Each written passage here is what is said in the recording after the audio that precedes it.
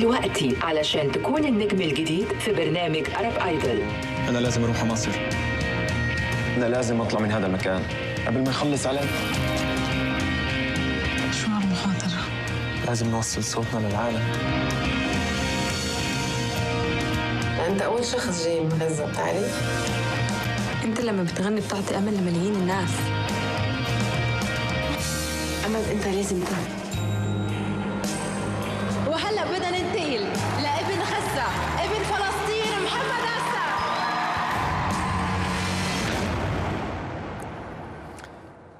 Bonjour Jean-Baptiste. Bonjour, Donc Xavier, ce film, c'est Le chanteur de Gaza, évidemment, du réalisateur palestinien Hani Abou Assad, qui raconte l'histoire vraie donc d'un jeune chanteur gazaoui. Oui, c'est ça, c'était en 2013. Mohamed Assaf, c'est son vrai nom, avait fait la fierté de toute la bande de Gaza en remportant cette émission de télécrochet qui là-bas s'appelle Arab Idol. Alors c'est son parcours hors du commun qui est raconté dans ce film. D'ailleurs, c'est le premier film tourné dans la bande de Gaza depuis 20 ans, en tout cas en partie tourné là-bas. Le chanteur de Gaza qui croise en fait l'aventure du jeune homme et puis ses rêves d'enfant. On est sur deux périodes différentes. On découvre toutes les péripéties de son parcours, notamment comment il va sortir de la bande de Gaza pour aller en Égypte alors que le territoire subit un blocus pour passer les auditions. Et puis quand il arrive pour ses auditions, il arrive en retard. Donc un candidat va lui céder sa place et toutes ces péripéties jusqu'à la victoire finale. Le contexte politique est évidemment en toile de fond, assez lointain d'ailleurs. Alors c'est pas un grand film de cinéma, mais c'est une histoire absolument captivante, incarnée par ce jeune comédien Tofik Baron, le chanteur de Gaza, qui sort mercredi sur les écrans français. Alors on va parler de cette exposition évoquée tout à l'heure, exposition Raoul Dufy, qui a lieu en ce moment donc sur les bords du lac Léman à Évian. Oui, côté français, au Palais Lumière exactement. Le Palais Lumière, c'est un ancien établissement thermal qui est devenu depuis quelques années un lieu d'exposition et magnifique bâtiment pré-art déco. Le Palais Lumière qui se penche sur cet artiste proche de Matisse qui est célèbre pour ses toiles, vous voyez, avec ce jaillissement de couleurs et notamment, c'est lui qui a inventé ce léger décalage entre la ligne et la couleur qui crée une sorte de flottement dans la toile. Un artiste assez populaire, aimé, mais aussi parfois mal compris, voire méprisé par ses pairs. Pourquoi ?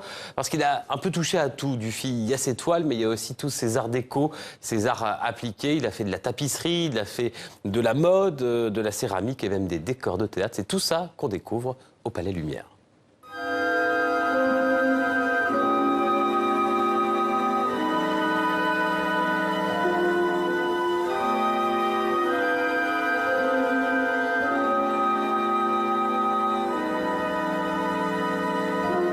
Il y a un phénomène auquel participe Dufy, qui est un phénomène vraiment intéressant au XXe siècle, c'est que tous les grands artistes n'ont pas dédaigné s'approprier des techniques qui étaient des techniques laissées aux artisans.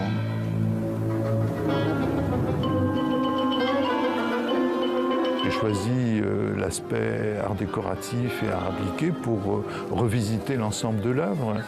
Et donc en changeant parfois le point de vue, on redécouvre des choses qui soit étaient méconnues, mal connues ou étaient un peu éclipsées par la peinture par exemple.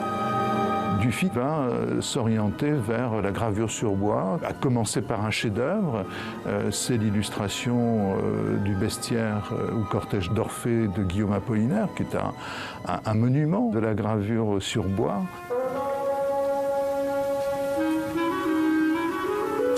Les modèles textiles, donc ça commence très modestement avec Paul Poiret, avec la petite usine à Paris, dans un atelier, voilà, une toute petite entreprise où il est pratiquement le concepteur et en même temps l'ouvrier. Et puis ensuite, il va passer de la petite usine parisienne à la grande machine du soyeux lyonnais, où là, il va réaliser plus de 1000 modèles.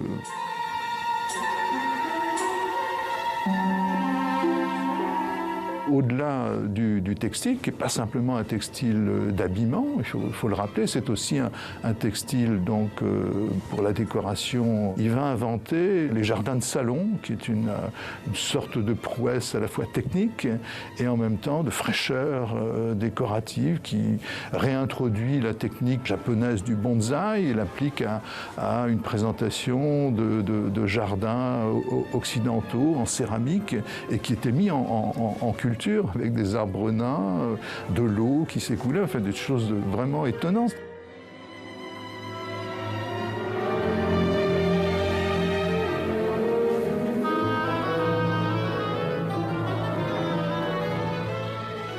Voilà, Raoul Dufy. Alors, l'actualité de l'art et des musées. En bref, on va rester sur le lac Léman, mais côté suisse, cette fois à Genève, où le MEG, c'est le musée de Genève, vient d'être primé. C'est le musée ethnographique de Genève, exactement. Hier, il a reçu le prix du musée européen 2007 à Zagreb. Le jury du European Museum of the Year salue un exemple de musée vivant qui propose une histoire multicolore ouverte à tous.